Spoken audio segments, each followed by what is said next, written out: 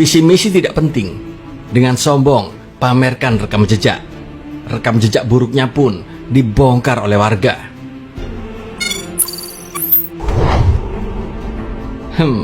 Hehe. Apa sih perbedaan karakter yang paling nyata antara seorang Jokowi dengan seorang Anies Baswedan? Jawabannya adalah kesombongan atau arogansi. Presiden Jokowi tak pernah memperlihatkan kesombongan ataupun arogansi. Walaupun faktanya, beliau memegang rekor 5 kali tak pernah kalah dalam pemilu. Walaupun beliau begitu dihormati oleh para pemimpin negara-negara lain. Dan walaupun beliau sudah mendapatkan banyak penghargaan, namun beliau tetap suka sekali belusukan, tetap sederhana, bijak, serta tidak sombong.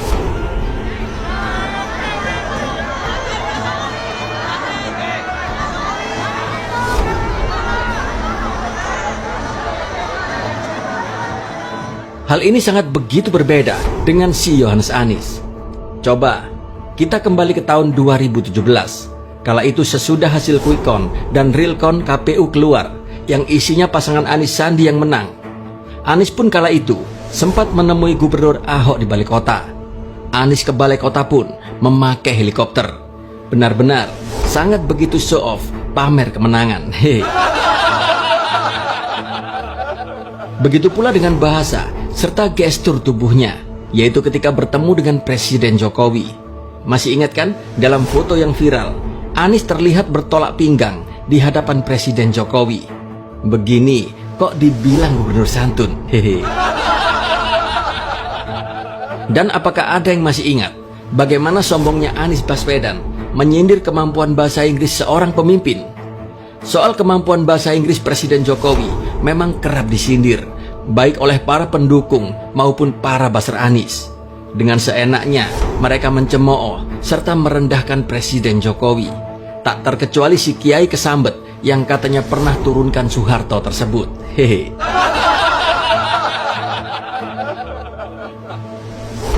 I'm happy. I call you to invest in my country.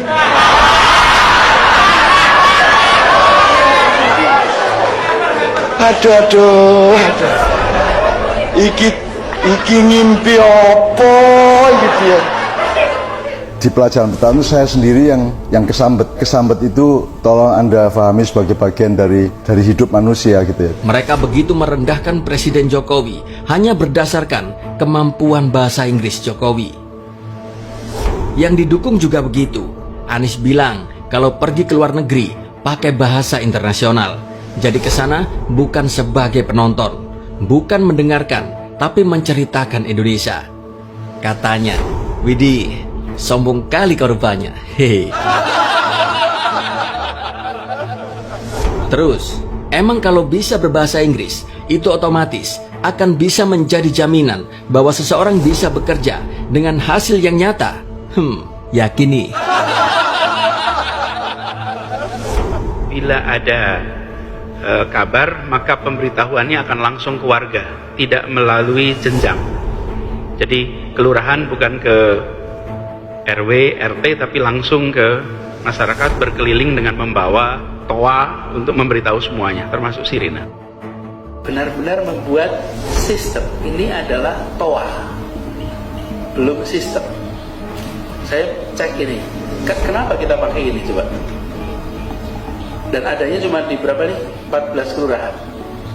Pertanyaan sederhana, kenapa di Jepang pakainya begini ya? Kalau banjir kira-kira antara peringatan dan kejadian berapa menit? Lama lah, kenapa pakai alat begini? Ini dipakai karena tsunami. Kalau kita punya musuh perang, nah ini perlu nih, karena pesawat udara mau lewat, lalu ini warning systemnya cepat. Tapi kalau tidak, nggak perlu ini semua. Nah, itulah beberapa contoh kesombongan atau arogansi dari Yohanes Anies yang walaupun di branding sedemikian rupa oleh para pendukungnya menjadi gubernur tersantun di dunia, tetap sifat sombong serta arogansinya tak bisa ia tutup-tutupi. Apalagi yang baru-baru ini viral, sang mantan gubernur santun yang menolak salaman hingga si kadrun pun jadi shock. Dibandingkan dengan karakter Presiden Jokowi, merakyatnya Anies ini memang penuh kemunafikan. Bagai langit dan bumi, bila dibandingkan dengan Jokowi yang selalu rendah hati serta sederhana. Saya kira Presiden Jokowi juga tahu kok soal sifat Anies tersebut. Dan karakter ini diwujudkan Anies dengan susahnya dia bekerja sama dengan jajaran anak buah Presiden Jokowi. Seperti kerjasama dengan Kementerian PUPR dalam urusan penanganan banjir. Anies tidak pernah mau diajak untuk ketemu berdiskusi dengan pihak Kementerian PUPR. Sementara ketika ada banjir besar melanda Jakarta, yaitu pada awal tahun 2020, dengan sangat arogan, Anies pun membantah pernyataan Menteri PUPR soal pentingnya normalisasi sungai di Jakarta. Anies kala itu menganggap normalisasi tidak penting dan sibuk menyalahkan kepala daerah lain. Begitu juga dengan gorong-gorong raksasa atau sodetan Kali Ciliwung. Anies pun mengklaim bahwa itu melanggar sunatullah. Ya, begitulah, mentang-mentang didukung para kadrun yang ahli surga. Air hujan pun dilarang bila mengalir ke laut. Hehe.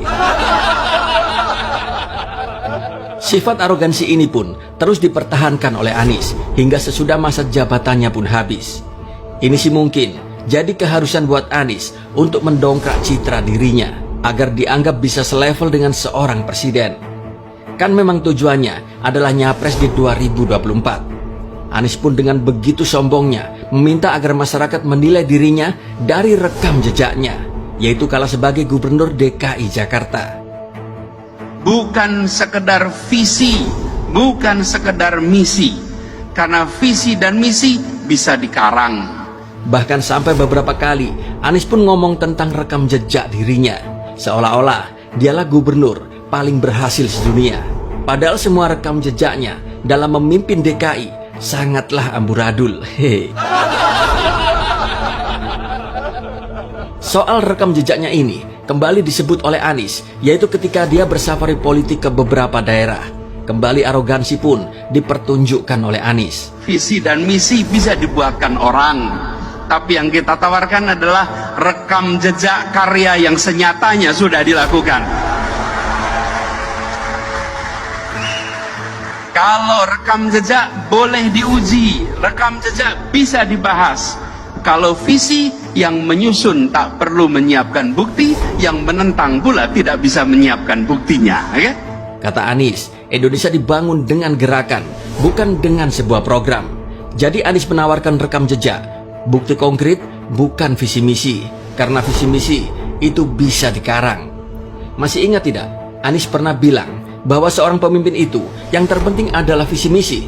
Menjadi pemegang otoritas di Republik ini itu persoalan misi, bukan persoalan cita-cita. Jika Anda bercita-cita jadi presiden, maka Anda akan keluarkan uang habis-habisan untuk bisa meraih perhatian publik dan kemudian bisa mendapatkan posisi presiden. Masuk akal. Itu jika Anda bercita-cita jadi presiden. Tapi jika Anda punya misi, maka Anda akan tulis gagasan.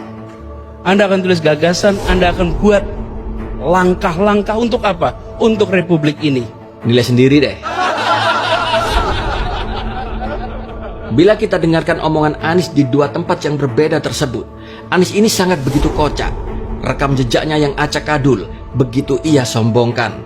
Dan Anies, bila merasa visi misi tidaklah begitu penting, dan yang paling penting adalah rekam jejak, terus apa yang akan dilakukan oleh Anies buat bangsa ini bila dia terpilih? Sangat tidak masuk akal. Tapi sudahlah, itulah Anies Baswedan. Oke, kita lanjut. Jadi kalau ada para kadrun yang bilang Anies ini adalah calon presiden yang santun, biarin aja lah, gak usah dilawan, biar mereka senang. Jadi di sini Fik ya, Anies selalu mengandalkan serta bertumpu pada rekam jejaknya yang ternyata semuanya blunder. Dan bicara rekam jejak Anies, sebenarnya sudah bosan kalau harus mengulas kembali, karena semua hampir sudah pernah diulas oleh RJ dalam video-video terdahulu. Mulai dari bongkar pasang trotoar, merubah-rubah warna cat trotoar, bongkar pasang jalur sepeda, penyewaan sepeda yang akhirnya pun mangkrak, menolak normalisasi, menolak gorong-gorong atau sodetan Kali Ciliwung, kelebihan bayar, serta hibahkan uang rakyat ke ormas demi ambisinya jadi presiden. Pengolahan sampah yang mangkrak, kemiskinan meningkat di DKI, beras bansos yang tidak tersalurkan, Jack Pro yang rugi terus di era Anies. Waduh, pokoknya banyak deh, dan hampir semuanya sudah ada video ulasannya pada channel ini. Nah, dengan begitu sangat sombong,